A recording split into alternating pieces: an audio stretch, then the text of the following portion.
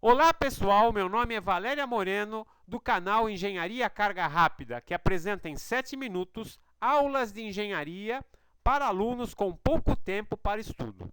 E hoje irei apresentar a aula-tema O Ferro e suas características, que faz parte da disciplina de Materiais de Engenharia. Podemos dividir os materiais de engenharia em famílias ou grupos. Perceba que o primeiro grupo que podemos falar seria o grupo dos polímeros. O que vem a ser um polímero? Polímero é todo elemento composto de hidrocarboneto, que envolve o carbono mais o hidrogênio. Podemos citar como hidrocarboneto os termoplásticos, os termofixos e os elastômeros. A próxima família de materiais de engenharia que é interessante que abordemos é a família dos materiais cerâmicos. A característica de um material cerâmico é a de possuir dois elementos químicos. Em geral, são os carbetos, um carbono e um oxigênio, ou então os óxidos. Temos aqui dois exemplos. O carbeto de tungstênio, por exemplo, é utilizado em ferramentas de usinagem para cortes de aço, cortes de materiais cerâmicos, por exemplo, o concreto. E temos um outro exemplo muito aplicado na indústria de automotiva e na indústria de construção civil, que é a hematita. A hematita é um óxido de ferro, F2O3. Ou seja, o ferro na natureza ele é encontrado oxidado. Por último, o último grupo que temos é a família dos metais. Qual seria então a característica dos metais? Os metais, os átomos metálicos, possuem na sua última camada de elétrons, elétrons livres, que podem circular livremente entre os demais elétrons companheiros a eles. Então dizemos então que os metais possuem uma nuvem eletrônica.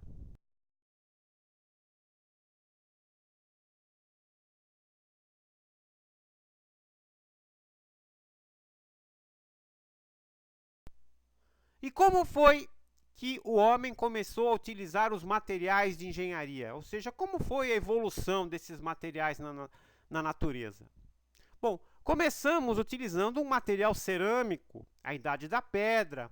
O homem começou utilizando, então, pedras. Logo em seguida, o homem detectou um material um pouco mais resistente do que uma pedra e que poderia ser alterado com a temperatura. Temos, então, a utilização do cobre e de uma liga chamada bronze. O bronze é uma liga metálica porque ela possui o cobre e o estanho. Então fazíamos, sobretudo na época dos romanos, do Império Romano, fazíamos espadas, fazíamos facas com esse tipo de metal, com o bronze. Mais à frente, nós conseguimos então utilizar o ferro, visando também utilizar o ferro como armamento. A diferença da aplicação do ferro é que ele utiliza uma temperatura de processamento, uma temperatura em que conseguimos moldá-lo acima da temperatura do bronze.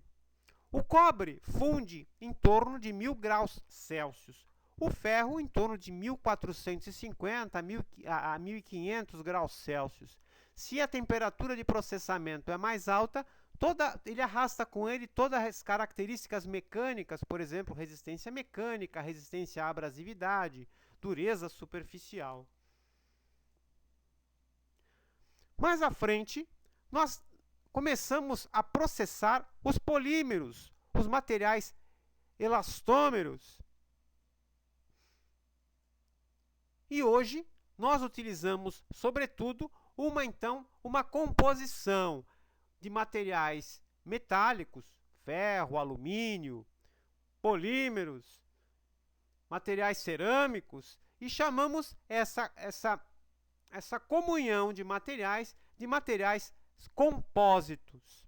Perceba que um material compósito ele não é feito misturando-se todos os materiais. Por exemplo, um ferro, a temperatura de processamento é por volta de 1500 graus.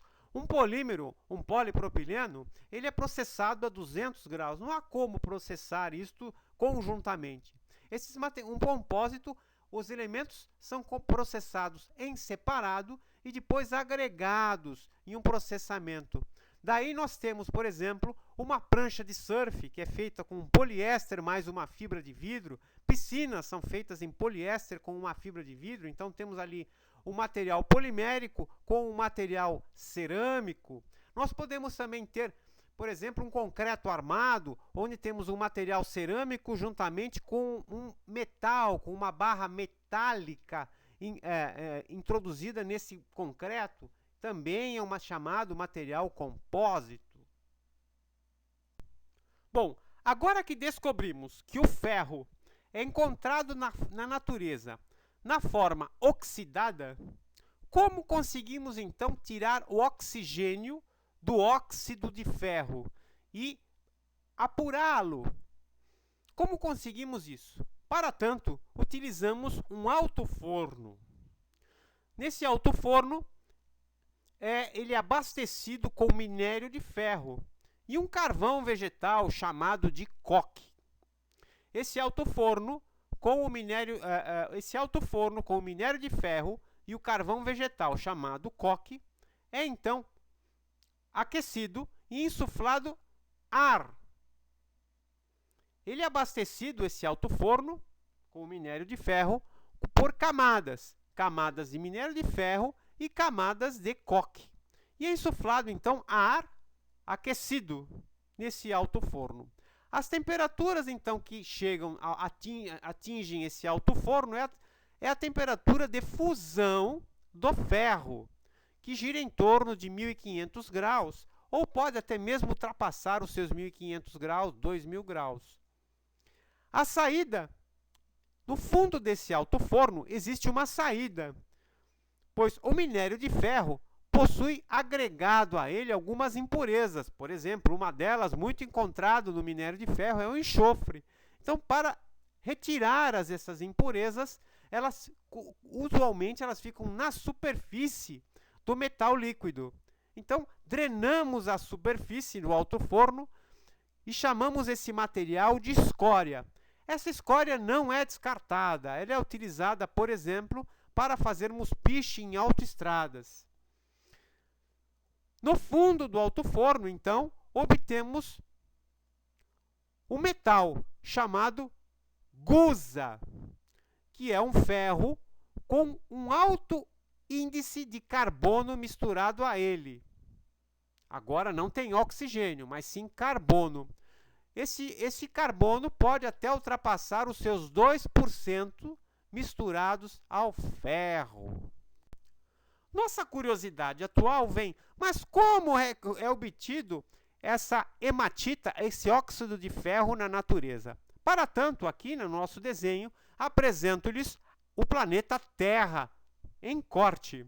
O raio da Terra gira em torno de 6.500 quilômetros. Interessantíssimo. Mas perceba, vamos aqui resgatar a criação da Terra. Na criação da Terra, a Terra não estava sólida, ela estava num estado pastoso, quase num estado líquido, que excedia os seus 6.000 graus. Perceba, qualquer ferro funde a 1.500, estamos falando de temperatura de 6.000 graus. Bom, com os milhões de anos deste nosso planeta, no universo, que é gelado, ele acabou se esfriando e formou uma pequena casca, semelhante à casquinha que é formada em um sorvete. Uma pequena casca muito fina, na ordem de, no máximo, aqui, 10 km a 70 km no máximo, dando uma média aí de 30 km de casca. Esta casca é chamada de crosta terrestre, apresentada aqui no nosso desenho. E como seria, então, onde estaria essa crosta terrestre? Perceba no nosso segundo desenho onde estaria essa nossa crosta terrestre. É uma superfície. Nós temos, então, uma crosta terrestre marítima, ou seja, uma casca sob, embaixo do mar, na ordem, é muito fina, na ordem de apenas 10 quilômetros. E na superfície terrestre nós temos uma casca um pouco maior, em torno de 30, até em alguns pontos, onde nos cumes do nosso planeta pode chegar até 70 quilômetros de casca, de crosta terrestre. Agora, essa hematita, o óxido de ferro, como aqui no nosso terceiro desenho, então ele é obtido através de escavações, onde é retirado através de escavações algumas pedras. Perceba que as pedras da hematita com óxido de ferro são umas pedras avermelhadas, porque a hematita possui a cor vermelha. Bom, agora que descobrimos que o ferro é encontrado na natureza na forma oxidada, que chamamos de hematita, e que para retirar o oxigênio nós levamos a um alto forno, onde ocorre então a retirada desse oxigênio, mas o ferro então é agregado, uma vez ele era ferro com oxigênio, ele passa a ser ferro com carbono, chamado ferro gusa. Temos que tirar o carbono. Conseguimos diluir, eliminar esse carbono, acrescentando num segundo forno, chamado forno Thomas, onde o ferro é aquecido com oxigênio, insuflando oxigênio, e então o oxigênio ligado ao carbono gera monóxido de carbono, CO, e dióxido de carbono, CO2. E conseguimos diminuir o índice de carbono diluído ao ferro. Então conseguimos reduzir de 4% para 2%, por exemplo, gerando ferro fundido, ou abaixo de 2%, gerando então o aço. Agora verificamos então o ferro com menos de 2% diluído, que é chamado de aço. Como ficaria esse carbono? Perceba que temos aqui um ferro, que é um metal, e o carbono, que é um material cerâmico. Esses dois materiais não conseguem se misturar. Chamamos a capacidade de mistura entre materiais de miscibilidade. Portanto, o ferro com o carbono são immiscíveis, devido inclusive à sua temperatura de processamento. O ferro funde a 1500 graus e o carbono funde acima de 2000 graus. Então, em proporção do nível de carbono, nesse gráfico apresentado, temos diferentes formas de diluição deste ferro junto ao carbono. E para as diferentes formas de diluição, nós damos diferentes nomes. Por exemplo, ferrita, perlita, cementita. Cada nome é uma característica de agrupamento de carbono devido à immiscibilidade dele compondo no elemento metálico, no ferro. Perceba aqui na nossa serra, na nossa seta, um agregado de carbono misturado ao ferro, que é branco, o carbono em preto e o ferro em branco. Na segunda serra, na segunda seta, temos ali lamelas disto. Temos lamelas, placas de ferro com placas de carbono. Perceba que quanto mais material cerâmico agregamos ao ferro, temos características mecânicas distintas. O ferro é um material metálico, ou seja, ele é muito mole. Um exemplo de um material ferro muito mole, com baixo teor de carbono, é o prego. Quando batemos com o martelo no prego, ele entorta facilmente, porque ele tem pouco carbono. Quando vamos agregando cada vez mais material cerâmico, que é o carbono, ele se torna quebradiço, porque o carbono, por ser um material cerâmico, um exemplo de material cerâmico é o vidro. O vidro é muito quebradiço, ele não suporta a condição de fragilidade, de ser um material quebradiço, é a condição de não suportar impactos. Perceba aqui, então, o maior nível de lamelas.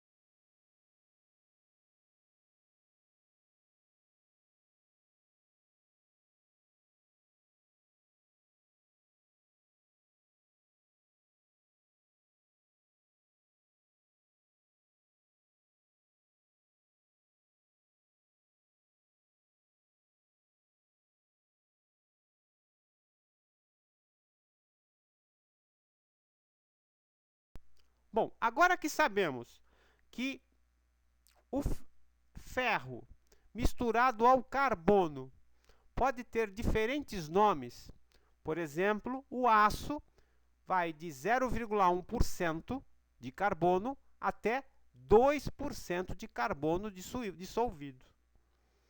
E o ferro fundido é o ferro com acima de 2% de carbono dissolvido. Mas perceba, estamos falando de mistura de um material cerâmico, que é o carbono, e um material metálico, que é o ferro, que são immiscíveis, eles não formam mistura. Então, além de gerarmos diferentes características mecânicas em um aço, em função do nível de percentual de carbono que temos agregado ao ferro, também podemos manipular a forma que esse carbono se apresenta diluído ao ferro, dissolvido nesse ferro. Basta com isso utilizarmos o conceito de temperatura. Perceba que quando fazemos café, sabemos que primeiro aquecemos a água para conseguir dissolver, diluir o pó de café e o açúcar melhor na água. Não seria diferente fazer agora essa nossa mistura de ferro com carbono. Se pegarmos uma mistura, uma liga de ferro com carbono e aquecermos, nós teremos ali então uma mudança dos agregados de carbono em diferentes formas. Então conseguimos mudar a resistência, as propriedades mecânicas do aço e do ferro fundido em função de temperaturas que alteramos aquela nossa liga metálica, aquela nossa liga entre ferro e carbono. Para isso, nós chamamos de tratamentos térmicos. Agora que sabemos que a temperatura influencia nas propriedades de um material, de uma liga metálica, no caso aqui, então, ferro com carbono, aço, ou ferro com carbono, ferro fundido, acima de 2% de carbono, chamado ferro fundido, vamos tratar das propriedades mecânicas. Por exemplo, aqui, tratando especificamente a resistência à tração. Mas, para tanto, vamos definir o que é propriedade. Bom, a propriedade, a característica de uma propriedade é a resposta a um estímulo.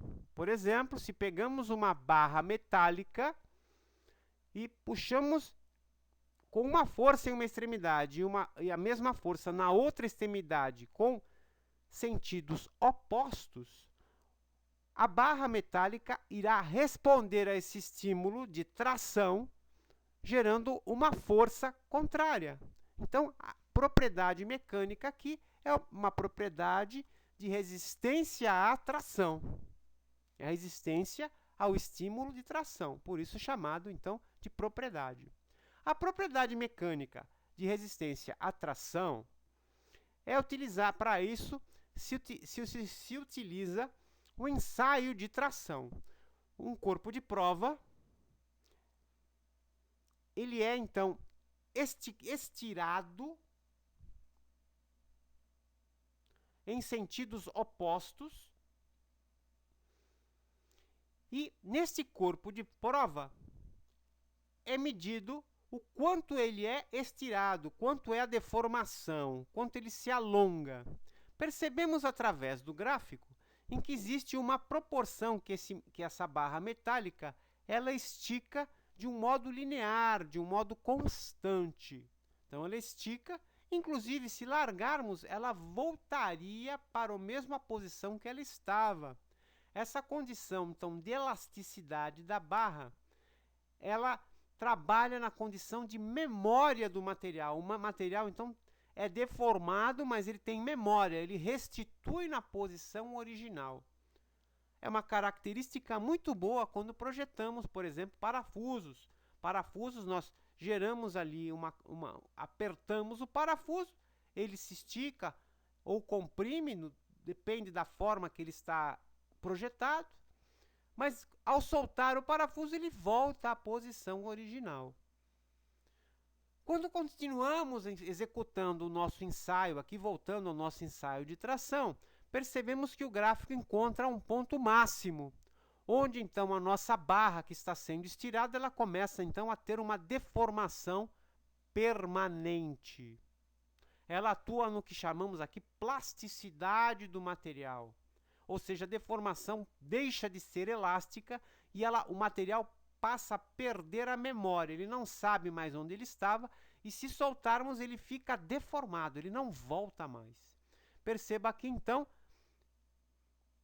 que estas deformações, essa condição inclusive de ângulo, da condição de ângulo no gráfico de elasticidade do material depende do número de lamelas de carbono que temos e da espessura das lamelas. Então, voltamos à condição de percentual de carbono e do agrupamento em função do tratamento térmico que esse material possui. Então, a inclinação dessa curva, ferros com carbono, aços que possuem mais carbono terão mais ou menos elasticidade em função do percentual de carbono. Aqui afirmo, quanto menor o percentual de carbono, maior a elasticidade do material. E quanto maior o percentual de carbono, menor a elasticidade. Ultrapassando então o ponto onde ocorre a deformação plástica, esse material é estirado até atingir a sua ruptura. Dentre muitas propriedades mecânicas que o ferro misturado ao carbono, que é o aço, e acima de 2% de carbono é o ferro fundido, podem ter, além da resistência à tração, temos aqui a propriedade mecânica de resistência ao risco, ou então chamada dureza superficial. E por que a resistência ao risco, a dureza superficial é tão importante? Porque quanto maior a dureza superficial que tiver um aço, ele terá uma maior resistência ao desgaste. Então, essa dureza superficial ela passa a ser importante, por exemplo, em eixos de máquinas, em eixos de componentes mecânicos. O ensaio para a resistência à dureza é utilizado aqui um sistema onde existem pesos que geram uma carga sobre o que será ensaiado. Então, esta carga ela é conforme a um padrão. Esta carga sobre o que será ensaiado irá gerar uma deformação, uma pequena deformação superficial. Então, para saber quanto temos de resistência à dureza, temos diversos tipos de ensaio de dureza, mudando, por exemplo, a forma da ponta que será utilizada nesse ensaio. Temos aqui então pontas com forma esférica. Por exemplo, temos aqui a Rockwell, dureza Rockwell B, B de bola, ball, Rockwell ball, Rockwell B. Poderemos ter uma dureza Rockwell C, C de cone, onde a ponta então seria um cone. Então mudamos o tipo de ponta e temos ali diferentes tabelas de dureza. Dureza Brinell, dureza Rockwell, dureza Vickers, diversos tipos de dureza em função do nível de material que temos, o nível de dureza que estamos medindo. Também temos podemos saber a dureza de um material perante a deformação obtida ou perante a penetração obtida, onde obtemos através da penetração. Quanto penetrou, a ponta penetrou no material, temos o resultado em dureza, ou conforme a calota obtida, a forma da calota, do esmagamento superficial obtido na peça, conseguimos ter a área e dessa área entramos numa tabela e sabemos a dureza superficial do material. Com isso, finalizamos mais uma aula tema do canal Engenharia Carga Rápida. que apresenta aulas de engenharia em conformidade aos planos de ensino de sua faculdade, em 7 minutos, e que hoje apresentou a aula tema O Ferro, da disciplina Materiais de Engenharia. Se você gostou, inscreva-se e dê a sua opinião. Deixe o seu comentário e sugestões ou escreva para o canal Engenharia Carga Rápida no e-mail profa.valeria.moreno@gmail.com. Engenharia Carga Rápida agradece a sua atenção. Tá ruim.